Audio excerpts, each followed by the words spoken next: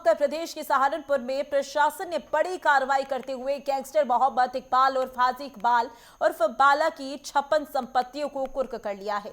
इस खास रिपोर्ट में देखिए।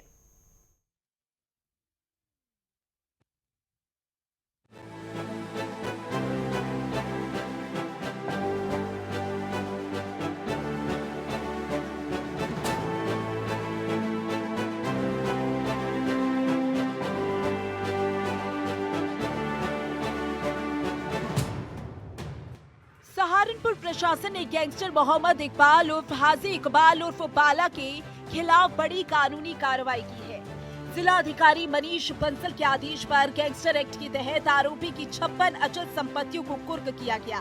प्रशासन के मुताबिक आरोपी के खिलाफ जिले के विभिन्न थानों में करीब 50 आपराधिक मामले दर्ज हैं। वर्ष 2022 में थाना मिर्जापुर में गैंगस्टर एक्ट के तहत दर्ज केस की जांच के दौरान अवैध रूप से अर्जित संपत्तियों का खुलासा हुआ था।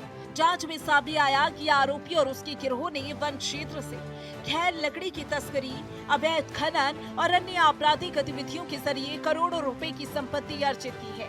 प्रशासन का दावा है कि कई संपत्तियां आरोपी उसके परिजनों, सहयोगियों और कुछ कंपनियों के नाम पर खरीदी गई थी।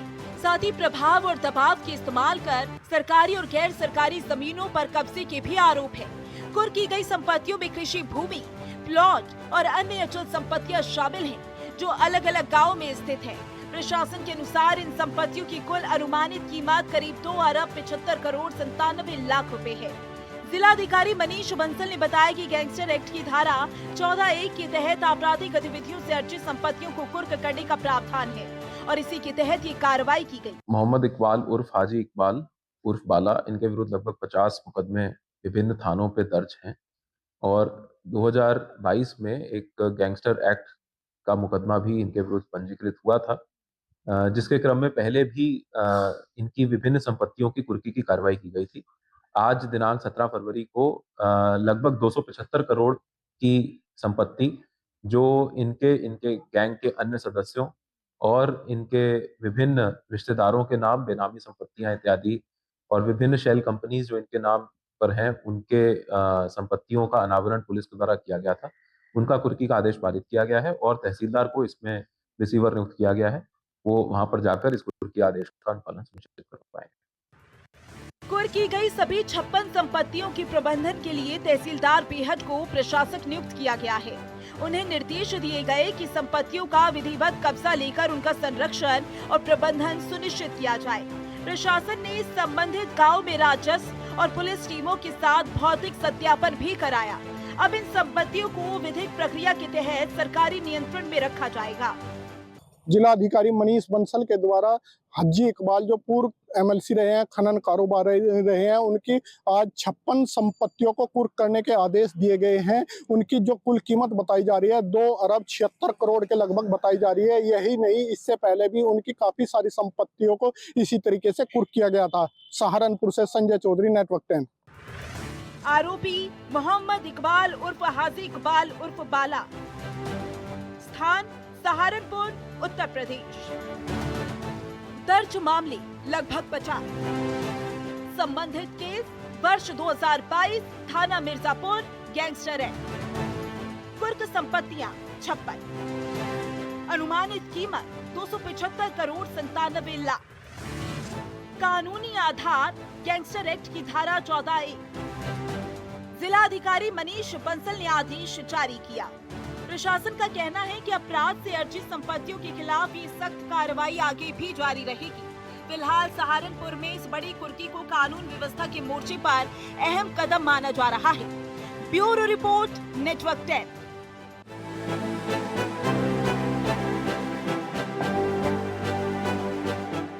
इसी पर ज्यादा जानकारी के लिए सहारनपुर से संजय चौधरी हमारे साथ जुड़ गए हैं। संजय, इतनी बड़ी कार्रवाई की गई है और यहाँ पर सबसे बड़ी बात यह है कि 56 संपत्तियों को कुर्क कर लिया गया है। पहले पूरी जानकारी विस्तार से बताइएगा और उसके बाद किस तरीके से कार्रवाई हो रही है। जी देखिए, सहारनपुर के ये पूर्व एमएलसी रहे हैं हाजी इकबाल, जो कि कारोबारी रहे हैं।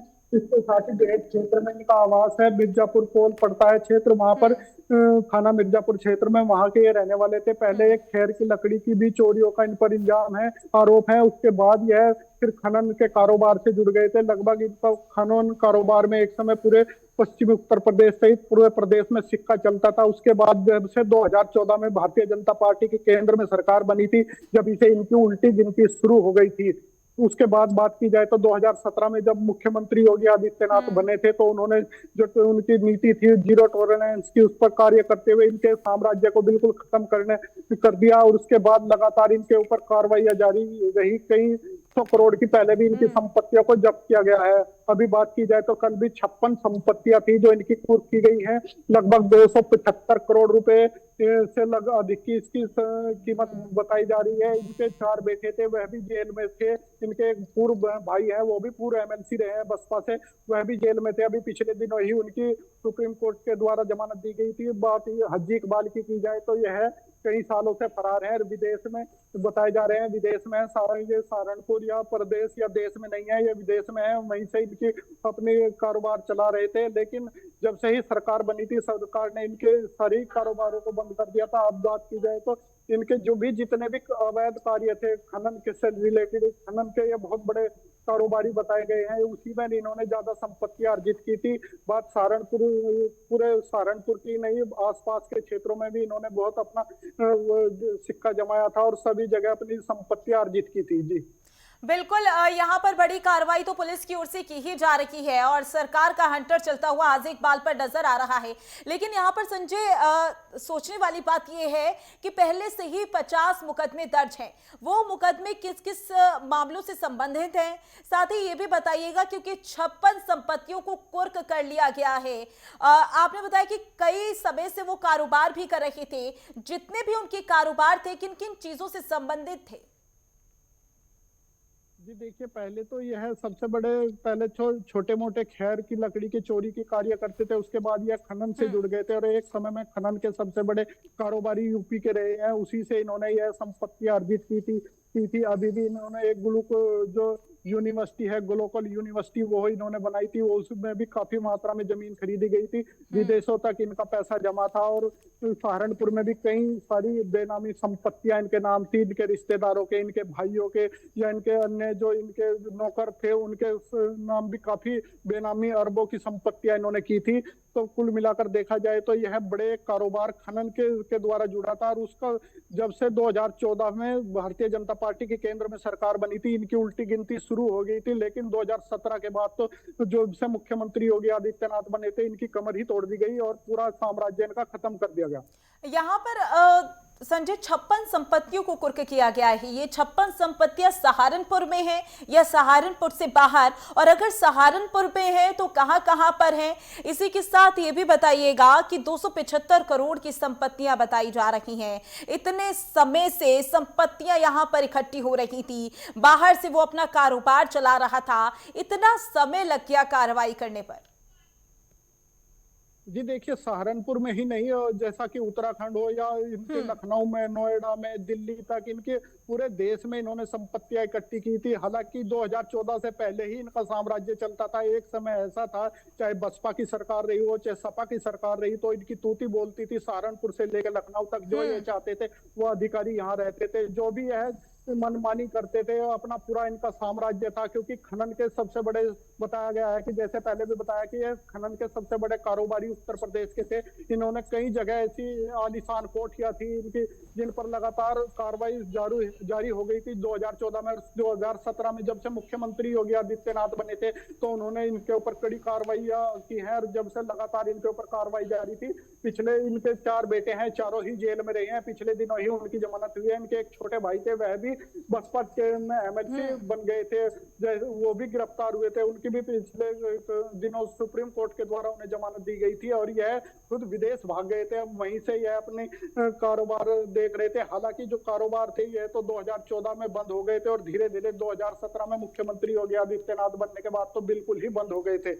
बिल्कुल संजय, तस्वीरें भी दर्शकों को लगातार दिखा रही हैं कि किस तरीके से कार्रवाई की गई है। 50 मुकदमे पहले से ही संजय यहां पर दर्ज बताए जा रहे हैं। क्या हाल फिलहाल में भी कोई आपराधिक रिकॉर्ड सामने आया? क्या आपराधिक मामला अभी हाल फिलहाल में भी दर्ज हुआ था?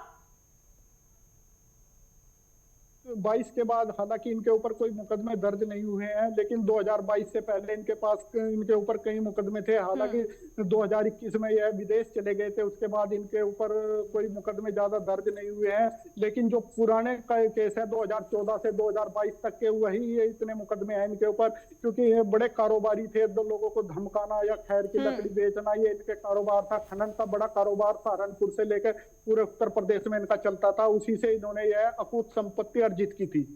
बिल्कुल, यहाँ पर अगर हाजी इकबाल की संजय बात कर ली जाए तो हाजी इकबाल के परिवार वालों से संबंधित बात कर ली जाए तो परिजनों को लेकर क्या कुछ जानकारी सामने आ रही है? कि इनका परिवार कहाँ रहता है? क्या वो सहारनपुर में ही रहता था या फिर इन्हीं की तरह विदेश में रहता था और वहीं से सारे कारोबार का संचालन हो रहा था? जी देखिए, 2017 के बाद जब से मुख्यमंत्री योगी आदित्यनाथ बने थे, तभी से इनके ऊपर कार्रवाइयां शुरू हो गई थी। हालांकि ये बीच में ही विदेश भाग गए थे, लेकिन जब इनके बच्चे और इनका परिवार विदेश भागने की कोशिश में था, तभी उनके चारों बेटों को पुलिस ने गिरफ्तार कर लिया था। इनके भाई थे, उनको भी, जो पूर्व में एमएलसी रहे हैं, हाजी महमूद एमडी कहा जाता था उनका नाम था, उनको भी मुंबई से गिरफ्तार किया गया था और सहारनपुर लाया गया था। फिर जेल में थे वो। पिछले ही दिनों उनकी चारों बेटों की और उनके भाई की जमानत हुई है। उसके बाद वह पता नहीं है किस अज्ञात स्थान पर रह रहे हैं, लेकिन सहारनपुर में, पहले वो सहारनपुर में ही रहते थे। इनकी कई कोठियां यहाँ पर आलीशान कोठियां हुआ करती थी, जिनको जो भी बेनाम थी कोठियां ऐसी थी कि उनका जो प्राधिकरण के द्वारा पास नहीं थी, उनको भी ध्वस्त कर दिया गया था। कहीं ध्वस्त करने में भी इतनी आलीशान बनाई गई थी, कई कई दिन तक कई जेसीबीयां चली थी, जब जाकर वह ध्वस्तीकरण की कार्रवाई की गई थी। और लगातार प्रशासन इनके ऊपर कार्रवाई कर रहा है और ये कल बड़ी कार्रवाई जिलाधिकारी मनीष बंसल के द्वारा की गई है। बिल्कुल संजय, देखना होगा आगे किस तरीके से कार्रवाई की जाएगी। ज्यादा जानकारी के लिए बहुत बहुत शुक्रिया आपका।